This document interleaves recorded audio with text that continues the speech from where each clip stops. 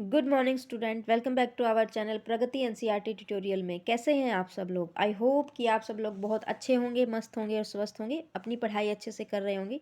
जैसा कि आप लोगों को पता है, हमारे चैनल पे प्रगति एनसीईआरटी ट्यूटोरियल पे जो है एनसीईआरटी सीरीज चली हुई है, उसका हमारा जो है एसएसटी वाला पोर्शन अभी चला हुआ है।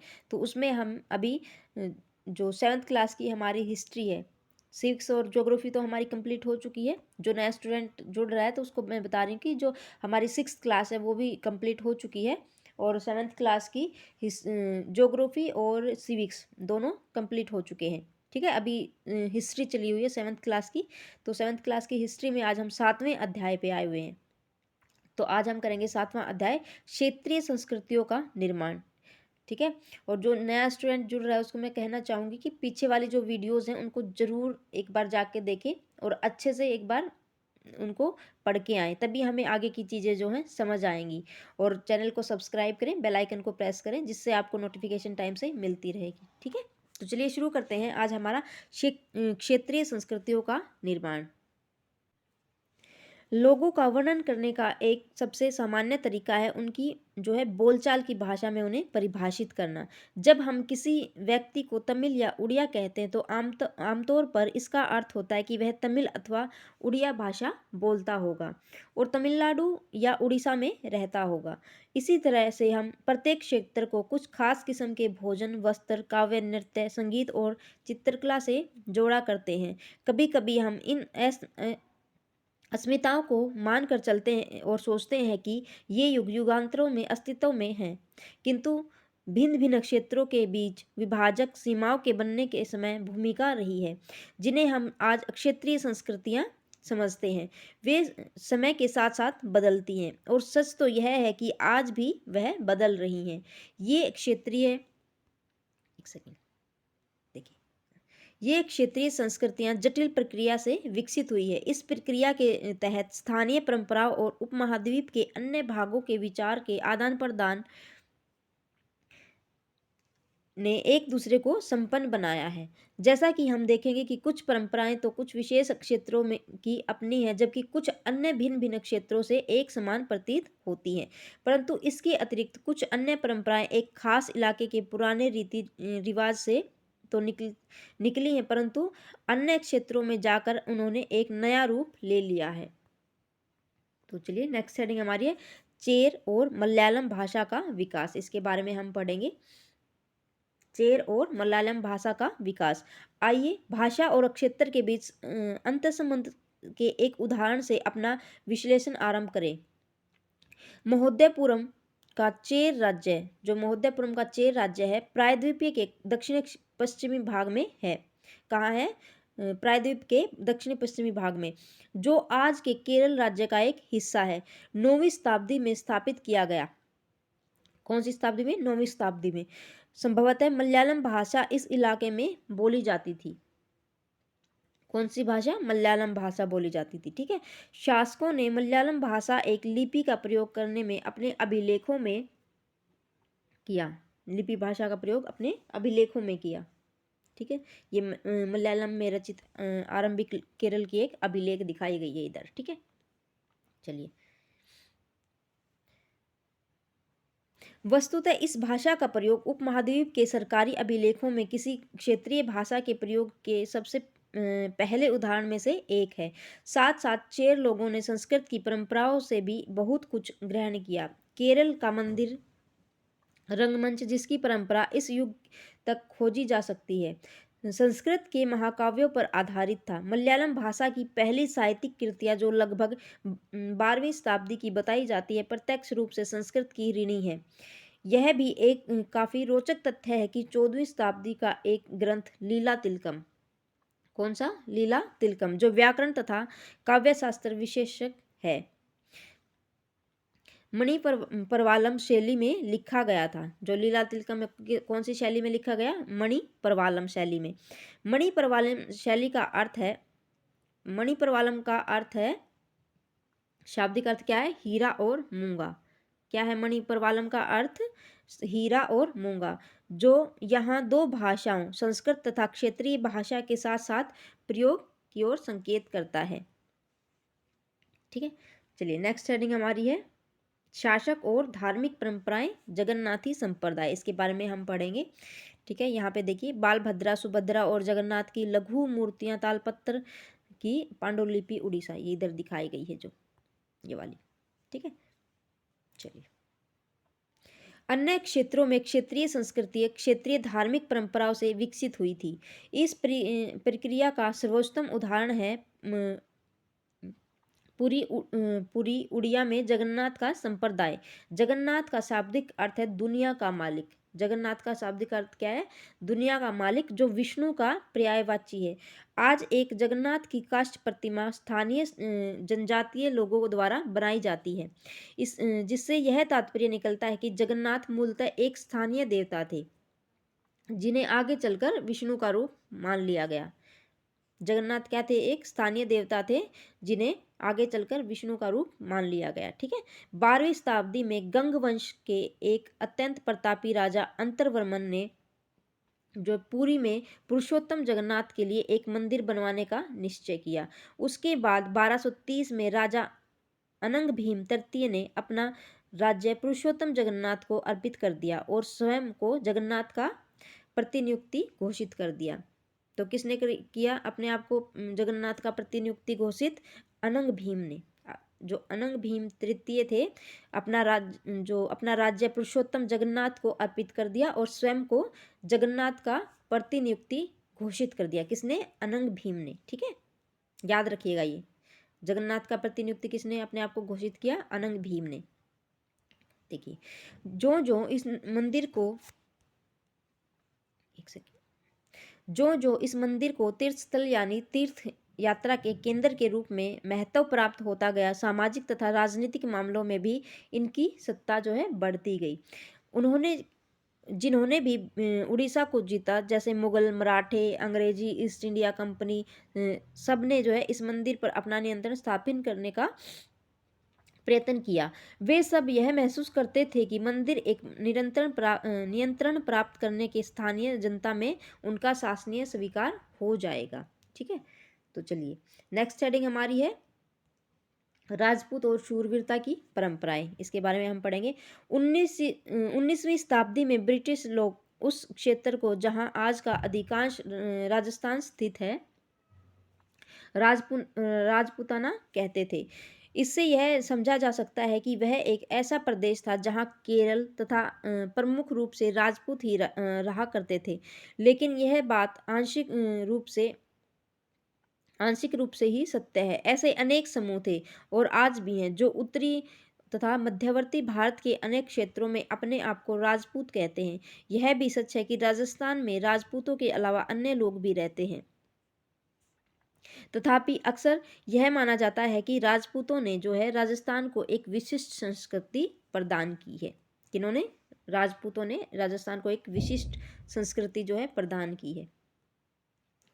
ये सांस्कृतिक परंपराएं वहाँ के शासकों के आदर्शों और अभिलाषाओं के साथ घनिष्ठता से जुड़ी हुई थी। लगभग 8वीं शताब्दी से आज के राजस्थान के अधिकांश भाग पर विभिन्न परिवारों के राजपूत राजाओं का शासन रहा। पृथ्वीराज, जो हमने अध्याय 2 में पढ़ा था, एक ऐसा शासक था। ये शासक ऐसे शूरवीरों के आदर्शों को अपने हृदय में संजोए रखते थे, जिन्होंने रण क्षेत्र में बहादुरी से लड़ते हुए अक्सर मृत्यु का वर्ण किया, मगर पीठ नहीं दिखाई। राजपूत शूरवीरों की कहानियों, काव्य एवं गीतों में सुरक्षित है। ये विशेष रूप से प्रशिक्षित चारण भाटों द्वारा गाई जाती थी। किनके द्वारा? चारण भाटों द्वारा, जो प्रशिक्षित होते थे। ये काव्य एवं गीत ऐसे शूरवीरों की स्मृति को सुरक्षित रखते थे और उनसे यह आशा की जाती थी कि वे अन्य जनों को भी उन शूरवीरों का अनुसरण करने के लिए प्रेरित एवं प्रोत्साहित करेंगे। साधारण जन भी इन कहानियों से आकर्षित होते थे। इन कहानियों में अक्सर नाटकीय स्थितियों और स्वामी भक्ति, मित्रता, प्रेम, शौर्य, क्रोध आदि प्रबल संवेगों का चित्रण होता था। क्या स्त्रियों को भी इन कहानियों में स्थान प्राप्त था? जो क्वेश्चन कर रहे हैं कि क्या स्त्रियों को भी इन कहानियों में स्थान प्राप्त था। कहीं कहीं यह चित्रित किया गया है कि स्त्रियां अपने शूरवीर पतियों का जीवन मरण दोनों में अनुसरण करती थी। सती प्रथा यानी विधवाओं द्वारा अपने मृतक पति की चिता पर जिंदा जल जाने की प्रथा का भी कुछ कहानियों में उल्लेख पाया गया है।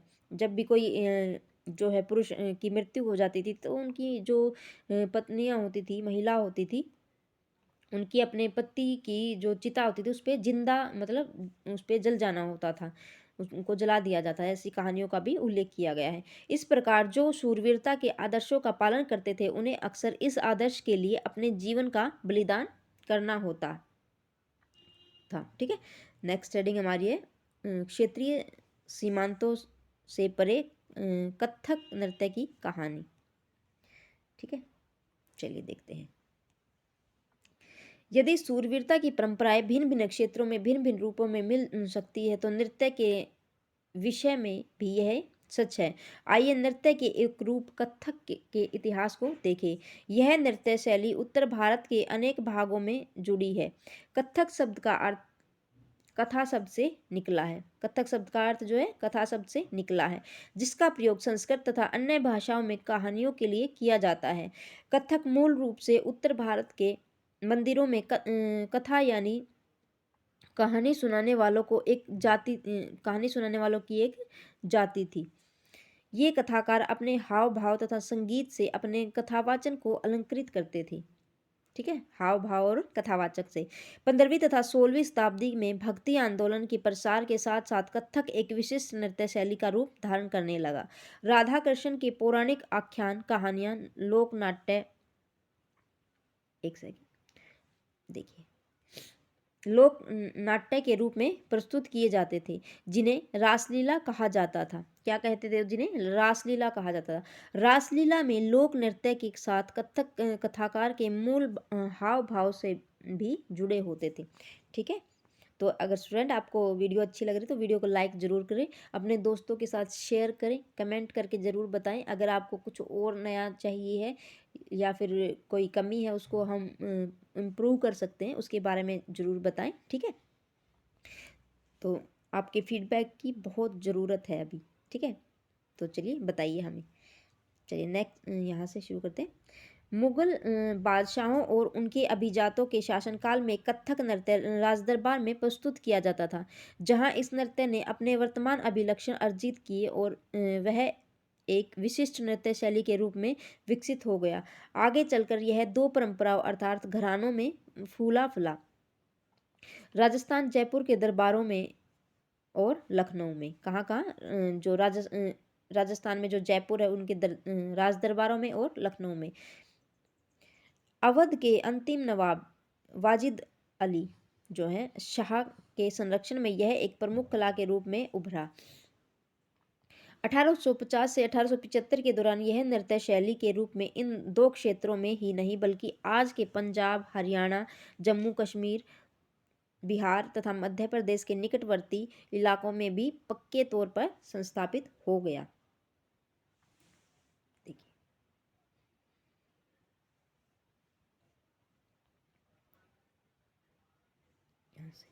इसकी प्रस्तुति में क्लिष्ट तथा द्रुत पद संचालन, उत्तम वेशभूषा तथा कहानियों के प्रस्तुतिकरण एवं अभिनय पर जोर दिया जाने लगा।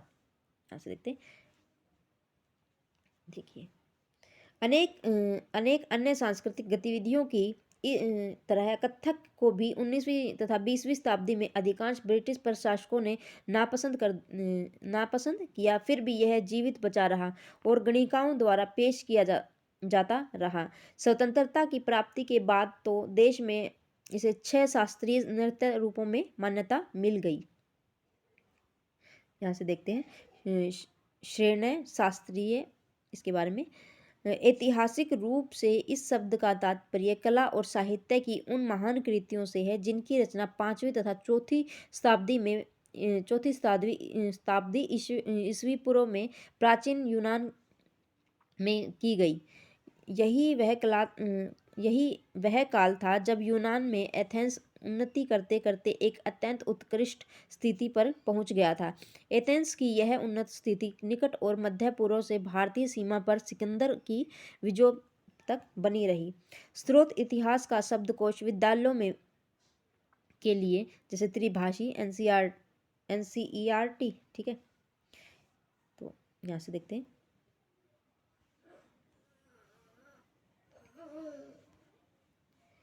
शास्त्रीय नृत्य, इसके बारे में हम पढ़ेंगे। किस कला रूप को शास्त्रीय माना जाए, इस प्रश्न को का उत्तर देना अक्सर बहुत कठिन होता है। क्या हम उस रूप या शैली को शास्त्रीय कहते हैं जिसका विषय धार्मिक हो, अथवा क्या हम उसे शास्त्रीय इसलिए मानते हैं क्योंकि उसके लिए अत्यधिक कौशल की आवश्यकता होती है जो कई वर्षों के लंबे प्रशिक्षण से ही प्राप्त होता है, अथवा यह शास्त्रीय इसलिए है क्योंकि यह निर्धारित नियमों के अनुसार ही प्रदर्शित या प्रस्तुत किया जाता है और उसमें विभिन्नताओं को प्रोत्साहन नहीं दिया जाता। ये ऐसे प्रश्न हैं जिन पर हमें विचार करने की आवश्यकता है। यह भी स्मरणीय है कि बहुत से ऐसे नृत्य रूपों में जिन्हें लोक नृत्य की श्रेणी में रखा गया है वे विशिष्टताएं पाई जाती हैं जिन्हें शास्त्रीय रूपों का विशिष्ट लक्षण बताया जाता है। यद्यपि शास्त्रीय विशेषण का प्रयोग उन कला रूपों की श्रेष्ठता, एक सेकेंड यहाँ से देखते हैं, श्रेष्ठता का सूचक हो सकता है, फिर भी यह हमेशा शब्दशः सही नहीं होता है। अन्य नृत्य रूप जिन्हें इस समय शास्त्रीय मतलब शास्त्रीय माना जाता है तो कौन कौन से हैं? भरतनाट्यम है, कथाकली, ओडिशा, कुचिपुड़ी और मणिपुरी, ठीक है। तो जो भरतनाट्यम है वो कहाँ होता है? तमिलनाडु में। भरतनाट्यम कहाँ होता है? तमिलनाडु में। ऐसे हम याद रख सकते हैं, ये आएगा ही आएगा, ठीक है, ये आता है हर बार। भरतनाट्यम कहाँ से? तमिलनाडु से। तो ऐसे हम याद रखते हैं, भरत इसमें भी तय आ रहा है और तमिलनाडु, ऐसे हम क से केरल, कैसे कथकली, ठीक है। उड़ीसा से उड़िया, ओडिसी से उड़ीसा, ठीक है। कुचिपुड़ी आंध्र प्रदेश, ठीक है। कच्चीपुड़ी ऐसे हम याद रख सकते हैं, कहाँ से? आंध्र प्रदेश से। और मणिपुरी मणिपुर से, ठीक है। 2-3 बार अगर हम इसको पढ़ेंगे तो ये आसानी से जो है याद हो जाएंगी। नेक्स्ट हेडिंग हमारी संरक्षणों के लिए चित्रकला लघु चित्रों की परंपरा। चलिए, एक अन्य परंपरा जो कई रीतियों से विकसित हुई वह थी लघु चित्रों की परंपरा। लघु चित्र क्या होते हैं? जैसा कि उनके नाम से ही पता चलता है, छोटे आकार के चित्र। तो लघु चित्र क्या है? छोटे आकार के जो चित्र होते हैं जिन्हें आमतौर पर जल रंगों से कपड़े या कागज पर चित्रित किया जाता है। प्राचीनतम लघु चित्र तालपत्रों अथवा लकड़ी की तख्तियों पर चित्रित किए गए थे, जिनमें से सर्वाधिक सुंदर चित्र जो पश्चिमी भारत में पाए गए जैन ग्रंथों को सचित्र बनाने के लिए प्रयोग में किए गए थे। मुगल बादशाह अकबर, जहांगीर और शाहजहां ने अत्यंत कुशल चित्रकारों को संरक्षण प्रदान किया था, जो प्राथमिक रूप से इतिहास और काव्य की पांडुलिपियां चित्रित करते थे। एक सेकंड। ये पांडुलिपियां आमतौर पर चटक रंगों में चित्रित की जाती थी और उनके दरबार के दृश्य, लड़ाई तथा शिकार के दृश्य और सामाजिक जीवन के अन्य पहलू चित्रित किए जाते थे। अक्सर उपहार के तौर पर भी इस चित्रों का आदान प्रदान किया जाता था और ये कुछ गिने चुने लोगों, बादशाह और उनके घनिष्ठ जनों द्वारा ही देखे जा सकते थे। मुगल साम्राज्य के पतन के साथ अनेक चित्रकला मुगल दरबार छोड़कर नए उभरने वाले क्षेत्रीय राज्यों के दरबारों में चले गए।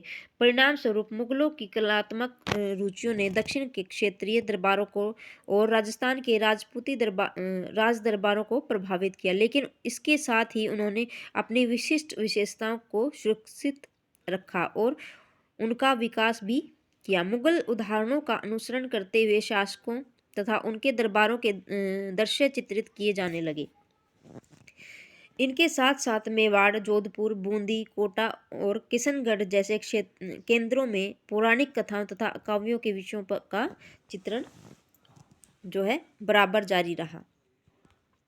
यहाँ से देखिए, होली खेलते हुए महाराणा राम सिंह सेकंड राजपूत यहाँ पे दिखाया गया है चित्र। ठीक है, इसमें राधा कृष्ण और उसकी सखियां पहाड़ी लघु चित्र कांगड़ा शैली इधर दिखाई। ऐसा ही एक अन्य क्षेत्र था आधुनिक हिमाचल प्रदेश के इर्द गिर्द हिमालय की तलहटी का इलाका। 17वीं शताब्दी के बाद वाले वर्षों में इस क्षेत्र में लघु चित्रकला की एक साहसपूर्ण एक भावप्रवण शैली का विकास हो गया, जिसे बसोली शैली कहा गया। क्या कहा गया? बसोली शैली। ठीक है, जहाँ जो सबसे लोकप्रिय पुस्तक चित्रित की गई थी भानुदत्त की रसमंजरी। तो भानुदत्त की रसमंजरी क्या थी? 1739 में नादिर शाह के आक्रमण और दिल्ली विजय के परिणाम स्वरूप मुगल कलाकार जो मैदानी इलाकों की अनिश्चितताओं से बचने के लिए पहाड़ी क्षेत्रों की ओर जो है पलायन करने लगे। उन्हें वहां जाते ही आश्रयदाता तैयार मिले, जिसके फलस्वरूप चित्रकारी की कांगड़ा शैली विकसित हुई। ठीक है, जो अनिश्चितताओं से बचने के लिए जो पहाड़ी क्षेत्रों की तरफ उन्होंने पलायन किया, तो वहां जाते ही उन्हें क्या मिले? आश्रयदाताएं मिल गए, और जिसके फलस्वरूप चित्रकारी की कांगड़ा शैली विकसित हुई। 18वीं शताब्दी के मध्य भाग तक कांगड़ा के कलाकारों ने एक नई शैली विकसित कर ली, जिसे लघु चित्रकारी में एक नई उड़ान डाली। उनकी जो है प्रेरणा का स्रोत वहाँ की वैष्णव परंपराएं थी। क्या थी? वहाँ की वैष्णव परंपराएं। ठंडे नीले और हरे रंगों सहित कोमल रंगों का प्रयोग और विषयों का काव्यात्मक निरूपण कांगड़ा शैली की विशेषता थी। ये भी यहाँ से आया हुआ था। कांगड़ा शैली की विशेषताएं क्या थी? ठंडे नीले और हरे रंग सहित कोमल रंगों का प्रयोग। ठीक है, यहाँ से देखिए, स्मरण रहे कि साधारण स्त्री पुरुष भी बर्तनों, दीवारों, कपड़ों, फर्श आदि पर अपनी कलाकृतियां चित्रित करते थे। कला के इस नमूनों में से कुछ ही बच पाते थे। इसके विपरीत लघु चित्र राजमहलों में सावधानी पूर्वक रखे जाते थे, जिससे वे सदियों तक सुरक्षित रहें। ठीक है, नेक्स्ट हेडिंग हमारी है बंगाल नज़दीक से नज़र एक क्षेत्रीय भाषा का विकास कैसे हुआ, इसके बारे में हम देखेंगे। यहाँ देखते हैं, सबसे पहली बंगाली रामायण में तालपत्र की पांडुलिपि का एक पृष्ठ जो ये नीचे दिखाया गया है। ठीक है, जैसा कि हमने प्रारंभ में देखा कि हम अक्सर क्षेत्रों के नाम से वहाँ के निवासियों द्वारा बोली जाने वाली भाषा के अनुसार निर्धारित करते हैं, इसलिए हम यह मान लेते हैं कि बंगाल में लोग हमेशा बंगाली बांग्ला भाषा ही बोलते थे। किंतु यह एक दिलचस्प बात है कि आज बंगाली जो है संस्कृत से निकली हुई भाषा मानी जाती है। जो बंगाली है वो किससे निकली हुई भाषा मानी जाती है? संस्कृत से। ठीक है, प्रारंभिक ईसा पूर्व प्रथम 17वीं शताब्दी के मध्य भाग के संस्कृत ग्रंथों के अध्ययन से पता चलता है कि बंगाल के लोग संस्कृत में उपजी हुई भाषाएं नहीं बोलते थे। तो फिर भी नई भाषाओं का उद्भव कैसे हुआ, इसके बारे में पूछ रहे हैं। चलिए, ईसा पूर्व चौथी तीसरी शताब्दी के से बंगाल और मगध दक्षिण बिहार के बीच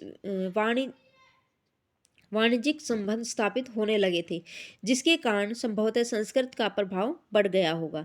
चौथी शताब्दी के दौरान गुप्त वंशीय शासकों ने उत्तरी बंगाल पर अपना राजनीतिक नियंत्रण स्थापित कर लिया और वहां ब्राह्मणों को बसाना शुरू कर दिया। इस प्रकार गंगा की मध्य घाटी के भाषाई तथा सांस्कृतिक प्रभाव अधिक जो है प्रबल हो गई, और 7वीं शताब्दी में चीनी जो यात्री है हुएनसांग ने यह पाया कि बंगाल में सर्वत्र संस्कृत से संबंधित भाषाओं का प्रयोग हो रहा था।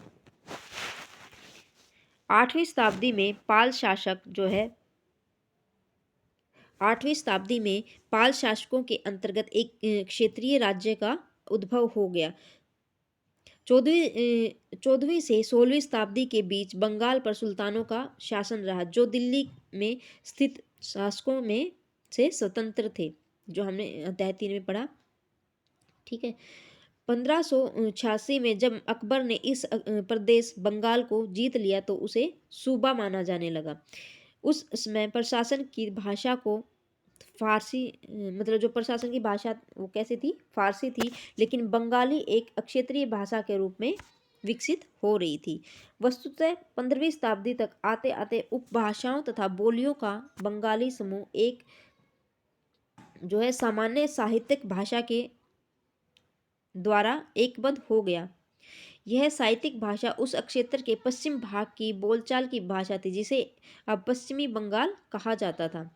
यद्यपि बंगाली का उद्भव संस्कृत से हुआ था, पर यह अपने क्रम विकास की अनेक अवस्थाओं से गुजरी है। इसके अलावा गैर संस्कृत शब्दों का एक विशाल शब्द भंडार जो जनजातीय भाषाओं, फारसी और यूरोपीय भाषाओं सहित अनेक स्रोतों से इसे प्राप्त हुआ है, आधुनिक बंगाली का एक हिस्सा बन गया है। बंगाली के प्रारंभिक प्रारंभिक साहित्य को दो श्रेणियों में बांटा जा सकता है। एक श्रेणी है संस्कृत की ऋणी और दूसरी है उससे स्वतंत्र। तो कौन सी है? एक संस्कृत की ऋणी है और दूसरी क्या है? उससे स्वतंत्र है। ठीक है।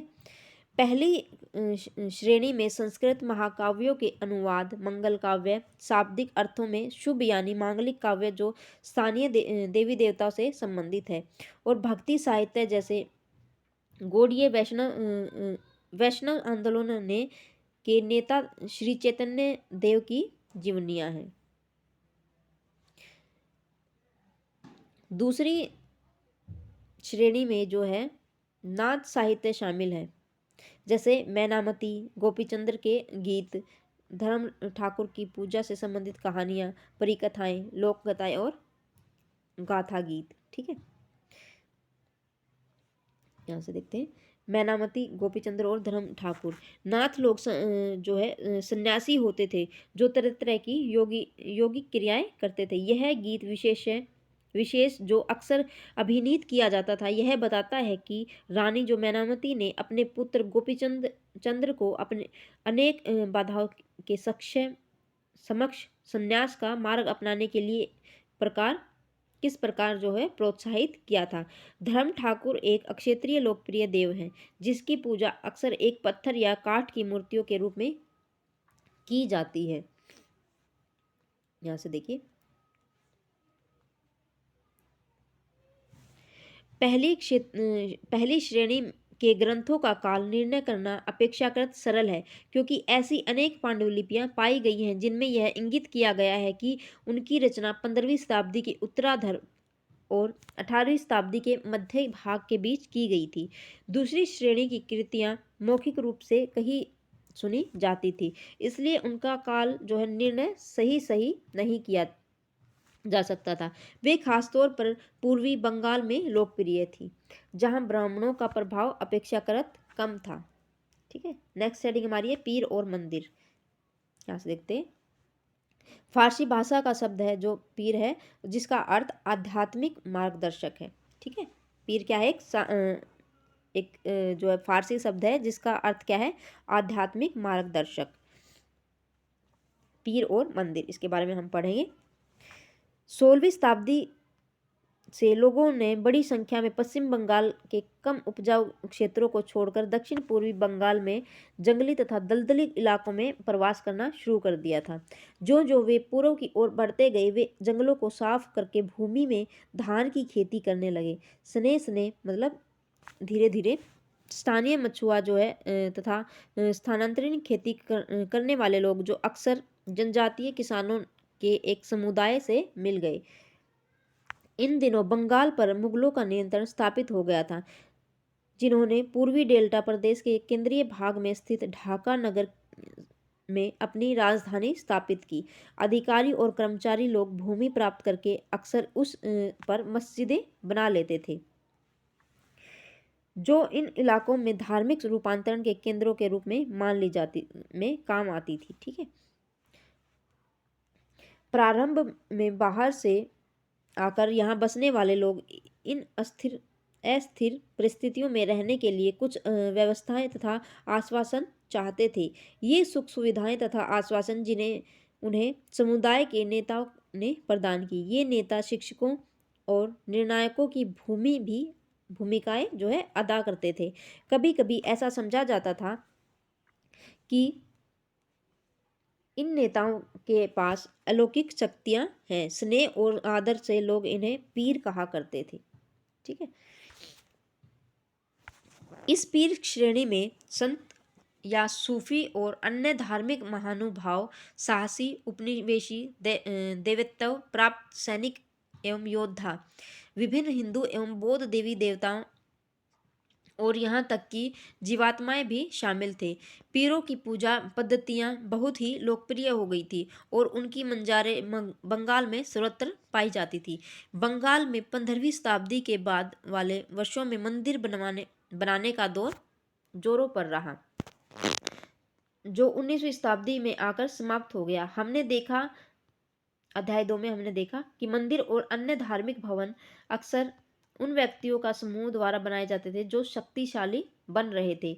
वे इनके माध्यम से अपनी शक्ति अथवा भक्ति भाव का प्रदर्शन करना चाहते थे। बंगाल में साधारण ईंटों और मिट्टी गारे के अनेक मंदिर निम्न सामाजिक समूह जैसे कालू, एक बार यह देख लेते हैं इधर। जीववाद क्या है? यह मानना कि पेड़ पौधों, जड़ वस्तुओं और प्राकृतिक घटनाओं में भी जीवात्मा है, वो क्या है? जीववाद है। ठीक है। जीववाद क्या है? यह मानना कि पेड़ पौधे, जड़ वस्तुओं और प्राकृतिक घटनाओं में भी जीवात्मा है।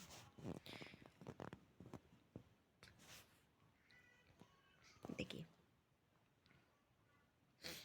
मिट्टी गोरे से अनेक जो है मंदिर निम्न सामाजिक समूहों जैसे कालू, तेली, कंसारी क्या है, घंटा धातु से कारीगर आदि के समर्थन से बने थे। यूरोप की व्यापारिक कंपनियों में आ जाने से नए आर्थिक अवसर पैदा हुए। इन सामाजिक समूहों से संबंधित अनेक परिवारों ने इन अवसरों का लाभ उठाया। जैसे जैसे लोगों की सामाजिक तथा आर्थिक स्थिति सुधरती गई, उन्होंने जो है इन स्मारकों के निर्माण के माध्यम से अपनी परिस्थिति या प्रतिष्ठा की घोषणा कर दी। जब स्थानीय देवी देवता अपने पहले गांव में छान छप्पर वाली झोपड़ियों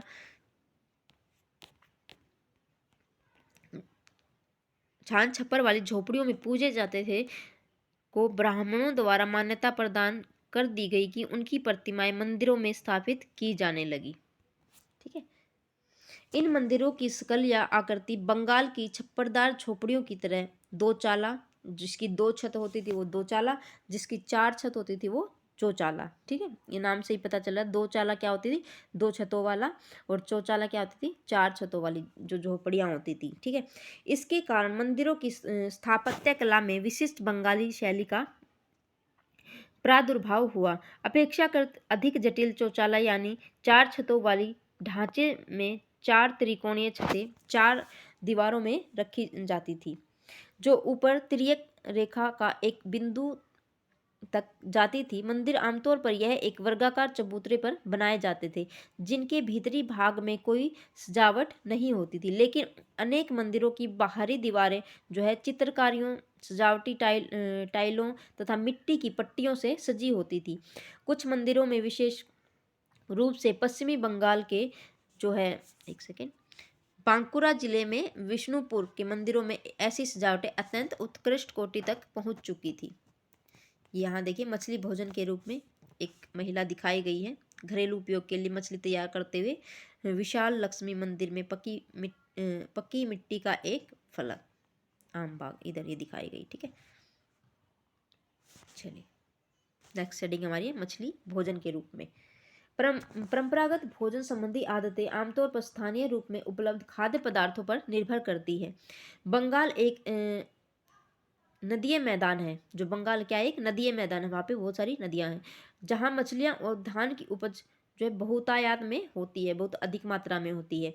इसलिए यह स्वाभाविक है कि इन दोनों वस्तुओं को गरीब बंगालियों की भोजन सूची में भी प्रमुख स्थान प्राप्त है। मछली पकड़ना वहाँ का प्रमुख धंधा है और बंगाली साहित्य में मछली का स्थान स्थान पर उल्लेख मिलता है। इससे ज़्यादा और क्या होगा कि मंदिरों और बौद्ध विहारों की दीवारों पर जो मिट्टी की पट्टियाँ लगी हैं, उनमें भी मछलियों को साफ करते हुए और टोकरियों में भर कर बाजार से ले जाते हुए दिखाया गया है। ये देखिए, इधर मछली को साफ कर रही है, दिखाया गया है ना। देखिए, ब्राह्मणों को सामिष भोजन करने की अनुमति नहीं थी, मतलब मांस मच्छी नहीं खा सकते थे। लेकिन स्थानीय आहार में मछली की लोकप्रियता को देखते हुए ब्राह्मण धर्म के विशेषज्ञों ने बंगाली ब्राह्मणों के लिए इस निषेध में ढील दे दी कि तुम भी जो है ये वहाँ का जो प्रिय भोजन मछली होने के कारण जो है उनको ढील दे दी कि तुम ये चीज़ खा सकते हो, लेकिन कुछ खास तरह की ही मछलियाँ। ठीक है। ब्रह्म पुराण जो बंगाल में रचित 13वीं शताब्दी की संस्कृत ग्रंथ है, ने स्थानीय ब्राह्मणों को कुछ खास किस्मों की मछली खाने की अनुमति दे दी। मतलब हर तरह की मछली नहीं खा सकते, कुछ खास मछली होंगी जिनको वो खा सकते हैं। तो चलिए स्टूडेंट, आज जो हमारा क्लास 7th का 7th चैप्टर था वो आज हमारा कंप्लीट होता है। ठीक है, क्षेत्रीय संस्कृतियों का निर्माण ये हमारा खत्म होता है। अगर आपको वीडियो अच्छी लगे तो वीडियो को लाइक करें, चैनल को सब्सक्राइब करें और अपने दोस्तों के साथ शेयर ज़रूर करें। ठीक है, तो चलिए मिलते हैं हम अपनी नेक्स्ट वीडियो में। Thanks for watching.